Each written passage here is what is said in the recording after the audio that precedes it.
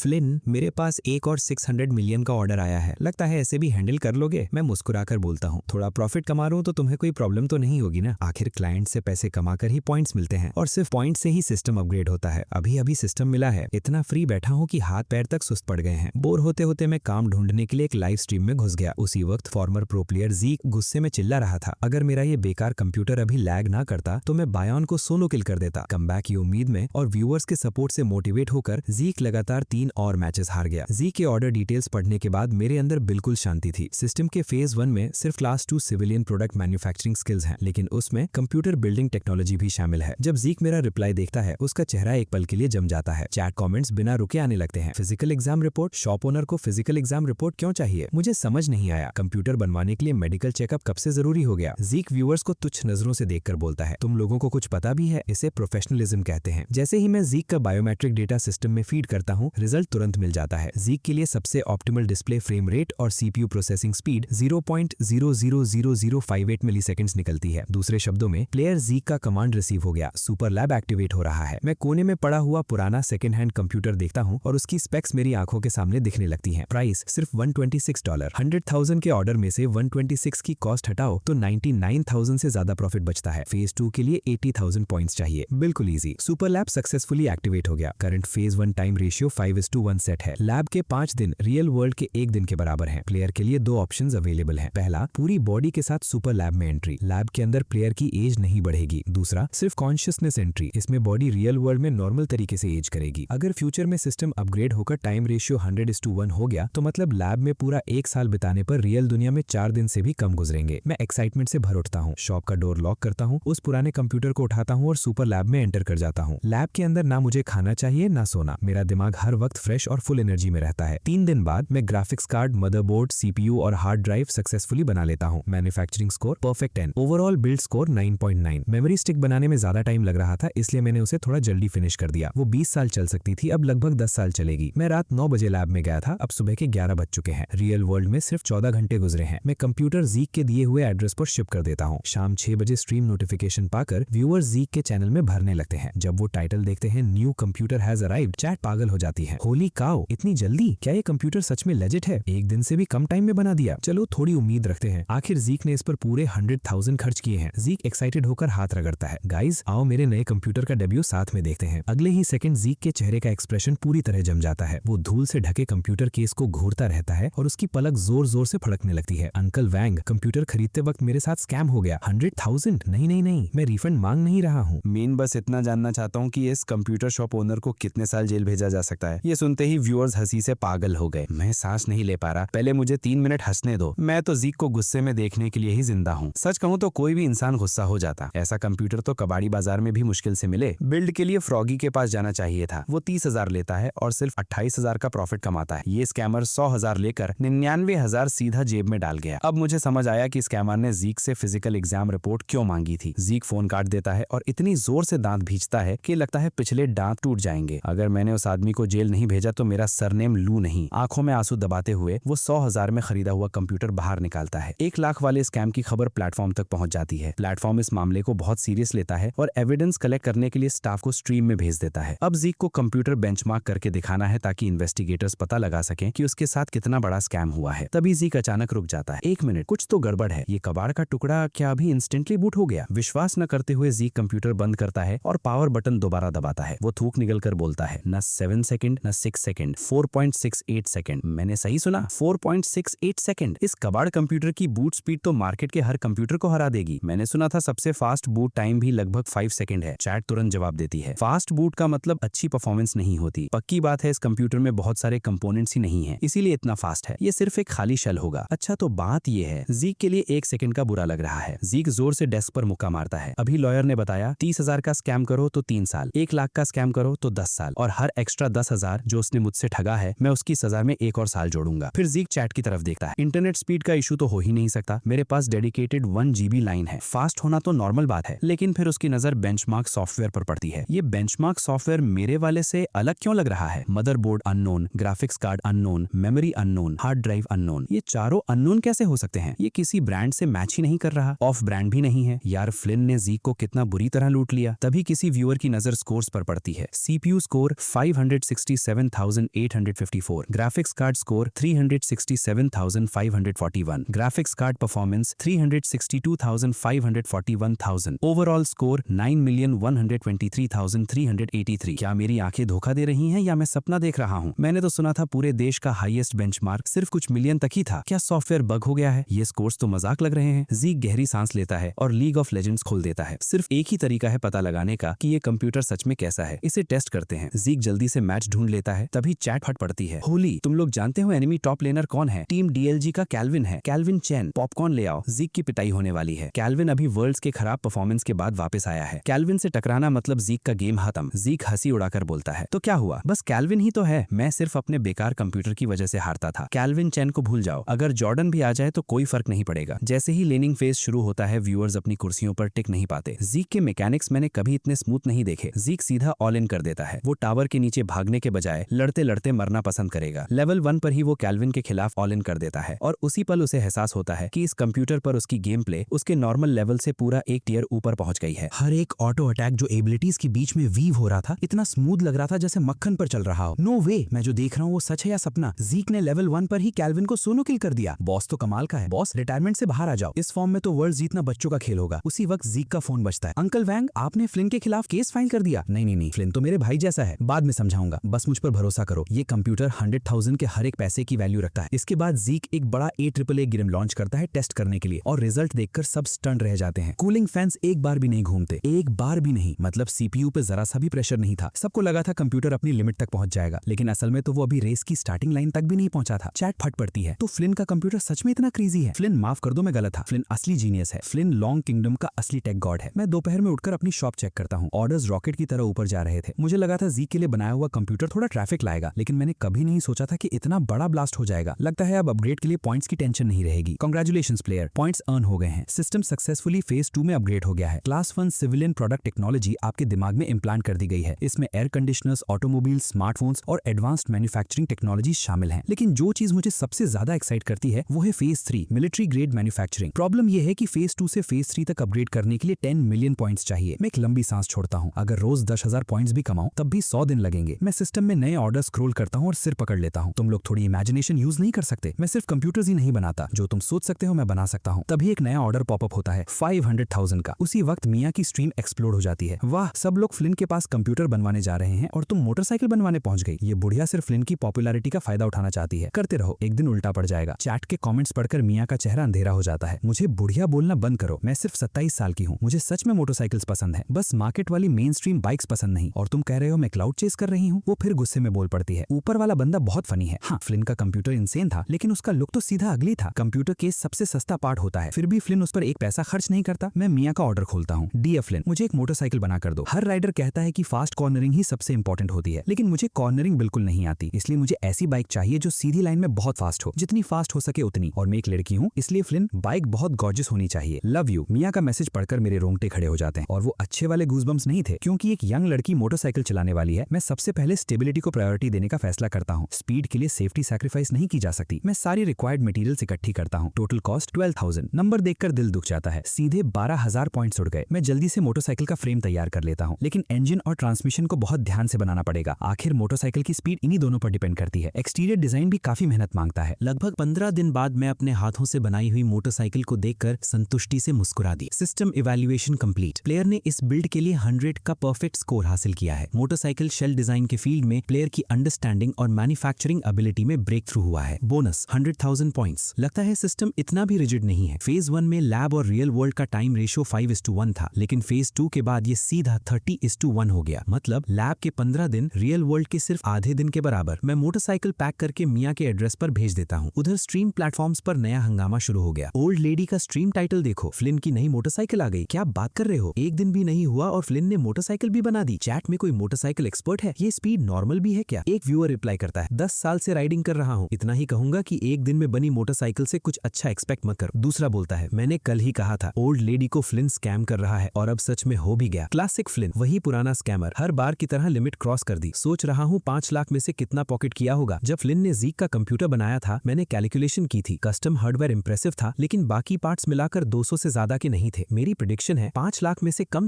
4 lakh Flint सीधा जेब में डाल लेगा। ये तो लो एस्टिमेट है। अगर 4,50,000 50,000 से कम प्रॉफिट हुआ तो फ्लिन अल्टीमेट स्कैमर के टाइटल का हकदार ही नहीं। कमेंट्स की बारिश रुकने का नाम नहीं लेती थी। एक के बाद एक मैसेजेस आते जा रहे थे। विला के अंदर मिया कंप्यूटर के सामने बैठी ये सब कमेंट्स पढ़ रही थी और गुस्से से उसका चेहरा लाल हो गया था। मेरी मोटरसाइकिल से तुम लोगों का क्या लेना देना, मुझे पसंद है तो बस वही मैटर करता है। अच्छा हुआ उसने लाइव स्ट्रीम ऑन नहीं की थी। ये हेटर्स कितने अनोइंग हैं। मैं बस शांति से अपना पैकेज अनबॉक्स क्यों नहीं कर सकती? मुझे हर किसी की ओपिनियन क्यों सुननी पड़े? फिर उसने जिद से नाक से हवा निकाल। ठीक है, मैं खुद ही अनबॉक्स करूंगी और तुम में से कोई मेरी नई मोटरसाइकिल नहीं देखेगा। 2-3 गुस्से भरी सांसें भरकर मिया ने बड़ा सा कार्डबोर्ड बॉक्स फाड़ दिया, लेकिन जैसे ही उसकी नजर अंदर पड़ी उसकी आंख जोर से फड़कने लगी। फ्लिन, क्या तुमने सच में मुझे स्कैम कर दिया? मैं तुमसे नफरत करती हूँ, नफरत करती हूँ। ये बिल्कुल वैसे ही कैसे हो सकता है जैसे हेटर्स कह रहे थे। Scammer, scammer. उसके सामने खड़ी मोटरसाइकिल की शेप काफी एरोडायनामिक और स्ट्रीमलाइन थी, लेकिन सुंदर बिल्कुल नहीं, दूर दूर तक नहीं। उल्टा ऐसा लग रहा था जैसे किसी पुराने जंग लगे लोहे को जबरदस्ती घिसकर साफ कर दिया गया हो। जितनी अगली हो सकती थी उतनी अगली। मिया की तो लगभग रोने की हालत हो गई थी, लेकिन ये सब उसी पल रुक गया जब उसने मोटरसाइकिल पर बैठकर की घुमा दी। पेट्रोल, पेट्रोल कहाँ है? फ्लिन, तुम सच में कमीने हो, दुनिया के सबसे बड़े स्कैमर। मैंने 5 लाख दिए और तुम टैंक तक फिल नहीं कर सके। फ्लिन, ये मत सोचना कि मैं पुलिस नहीं बुलाऊंगी। मैं पहले इस मोटरसाइकिल की स्पीड टेस्ट करूंगी। अगर मुझे पसंद नहीं आई तो सीधा पुलिस स्टेशन जाऊंगी। लेकिन पुलिस को बुलाने से पहले एक काम जरूरी था, पेट्रोल खरीदना। उधर टाइगर शार्क प्लेटफॉर्म पर व्यूअरशिप इतनी बढ़ गई थी कि लगभग जीक के पीक स्ट्रीम नंबर्स को टच कर रही थी। सबको मिया की नई मोटरसाइकिल देखने की क्यूरियोसिटी थी। तभी एक व्यूअर ने चैट में मैसेज ड्रॉ किया, गाइज तुम लोग यकीन नहीं करोगे मैंने अभी क्या देखा। अभी अभी मैंने ओल्ड लेडी को देखा है। चैट फट पड़ी। क्या तुमने ओल्ड लेडी को देख लिया? जल्दी फोटो भेजो। उसकी नई मोटरसाइकिल कैसी लगती है? सब लोग बेचैन होकर इंतजार करने लगे। व्यूअर का नाम था लोन वुल्फ। कुछ सेकंड्स तक सस्पेंस बना रहा, फिर आखिरकार लोन वुल्फ ने एक और मैसेज भेजा। मैंने ध्यान से देखा और मुझे बस ओल्ड लेडी गैस स्टेशन पर खुद पेट्रोल खरीदती हुई दिखी। फ्लिन की मोटरसाइकिल कहीं नजर ही नहीं आई। क्या वो चलाकर यहाँ आई थी? मुझे कुछ समझ नहीं आ रहा। क्या ओल्ड लेडी का हॉबी प्रीमियम पेट्रोल जमा करना है? लोन वुल्फ का मैसेज कंफ्यूजन से भरा हुआ था, लेकिन कुछ तेज व्यूअर्स ने तुरंत बात समझ ली। ओल्ड लेडी पेट्रोल खरीदने गई थी, मतलब फ्लिन ने टैंक में पेट्रोल ही नहीं डाला। पक्की बात है, क्लासिक फ्लिन, अल्टीमेट स्कैमर। 100 रुपए का पेट्रोल तक नहीं भरवाया। फ्लिन पर हमेशा भरोसा कर सकते हो, वो तुम्हें कभी डिसअपॉइंट नहीं करेगा। तो जो हमने पहले अंदाजा लगाया था कि फ्लिन ने 5 लाख में से 4.5 लाख पॉकेट किए होंगे, वो भी कम निकला। शायद 4.5 लाख सीधा जेब में गया है। उधर मिया मोटरसाइकिल चला रही थी। राइड सरप्राइजिंगली कंफर्टेबल थी, लेकिन 70 MPH की स्पीड पर भी उसे समझ नहीं आ रहा था कि इसे फास्ट कहा जाए या नहीं। आगे एक बुलेट ट्रेन स्टेशन था। जगह काफी सुनसान थी, इसलिए यहाँ ज्यादा लोग ट्रेन पकड़ने नहीं आते थे, लेकिन सीनरी बहुत सुंदर थी। जब भी मिया परेशान होती थी वो यहाँ आकर कुछ देर अकेली बैठ जाती थी। इससे उसका मूड हमेशा थोड़ा बेटर हो जाता था। फ्लिन, तुम सच में कमीने हो। कम से कम ये जगह मुझे थोड़ा खुश कर देती है, वरना नाइंसाफी से ही मर जाती। लगभग 15 मिनट बाद मिया का मूड काफी ठीक हो चुका था। वो घर लौटने के लिए खड़ी हुई ही थी कि तभी 20s के आखिर में एक यंग आदमी उसके पास आया। क्या मैं आपकी मोटरसाइकिल थोड़ी देर के लिए ले सकता हूँ? अचानक आए इस रिक्वेस्ट से मिया तुरंत सतर्क हो गई। तुम्हें मेरी मोटरसाइकिल क्यों चाहिए? यंग मैन ने पीछे ट्रेन स्टेशन की तरफ देखा और उसकी आंखों में दर्द की एक झलक उभर आई। मेरी 7 साल की गर्लफ्रेंड अभी अभी मुझसे ब्रेकअप करके चली गई है, लेकिन उसने कहा है कि अगर मैं उस बुलेट ट्रेन को पकड़ लूं जिसमें वो बैठी है तो हमारे पास अब भी एक मौका है। प्लीज, मैं तुमसे भीख मांगता हूँ, मुझे कोशिश करने दो। अगर मोटरसाइकिल को नुकसान हुआ तो जो कुछ मेरे पास है सब बेचकर तुम्हें पैसे दे दूंगा। वो सीधा मिया की आंखों में देखता है। उसकी आंखों में सिर्फ बेइंतहा बेचैनी और उम्मीद ही। मिया एक पल के लिए शॉक हो गई। 1 मिनट, मैंने सही सुना? तुम मोटरसाइकिल पर बुलेट ट्रेन का पीछा करना चाहते हो? तुम्हें पता भी है बुलेट ट्रेन कितनी फास्ट होती है? मैं मोटरसाइकिल देने से मना नहीं कर रही, लेकिन तुम उसे पकड़ोगे कैसे? मिया खुद अक्सर बुलेट ट्रेन में ट्रैवल करती थी। उसे पता था कि उनकी स्पीड कितनी डरावनी होती है, आराम से 300 किलोमीटर पर आवर से ऊपर। कोई मोटरसाइकिल उस स्पीड का मुकाबला कैसे कर सकती थी? और मान लो कर भी सकती हो, तब भी ट्रेन और मोटरसाइकिल बिल्कुल अलग चीजें हैं। कुछ देर पहले ही मिया 70 MPH पर राइड कर रही थी और उसे लग रहा था जैसे उसका शरीर आगे उड़ रहा हो और उसकी रूह पीछे भाग रही हो। मुझे पता है ये नामुमकिन है, यंग मैन धीरे से बोला, लेकिन मैं कोशिश करना चाहता हूँ। मुझे डर है कि अगर ये मौका चूक गया तो हमेशा के लिए चला जाएगा। बस एक बार, बस एक आखिरी बार 7 साल के प्यार को हवा के खिलाफ पूरी रोशनी के साथ जलने दो। ये कहते कहते उसकी आंखें आंसुओं से भर गईं। मिया वहीं जमसी गई। उसे प्यार का ज्यादा एक्सपीरियंस नहीं था। वो सच में नहीं समझती थी कि 7 साल की मोहब्बत का मतलब क्या होता है, लेकिन इस पल में उसके सामने खड़ा ये आदमी उसके दिल को छू गया था। उसने हाथ बढ़ाया और मोटरसाइकिल की चाबी उसकी तरफ कर दी। मिया के होठों पर हल्की सी मुस्कान आ गई। Mister good luck. Young man ने चाबी ली और मजबूती से सिर हिलाया। उसी वक्त एक तेज हवा का झोंका गुजर गया। बुलेट ट्रेन स्टेशन से निकल चुकी थी। आदमी ने मुड़कर देखा, पलक झपकते ही ट्रेन कई 100 मीटर दूर पहुंच चुकी थी। उसने मोटरसाइकिल स्टार्ट की और अगले ही सेकंड बूम, हवा को चीरकर एक सोनिक बूम गूंज उठा। मिया के बाल जोर से उसके चेहरे के आसपास उड़ने लगे। उसने देखा कि मोटरसाइकिल रॉकेट की तरह आगे शूट कर गई। वो वहीं की वहीं जमसी गई। ये मेरे चलाने से इतनी अलग क्यों लग रही है? मिया दूर जाते ही मोटरसाइकिल को ब्लैंक एक्सप्रेशन के साथ देखती रही। फिर उसने नजर बुलेट ट्रेन पर डाली जो अब फुल स्पीड मोड में थी। अगले ही पल उसकी आंख से फट गई। उसकी प्यूपिल जोर से सिकुड़ गई क्योंकि उसने देखा मोटरसाइकिल और बुलेट ट्रेन के बीच का फासला कम होना शुरू हो गया था। मिया के हिसाब से बुलेट ट्रेन कम से कम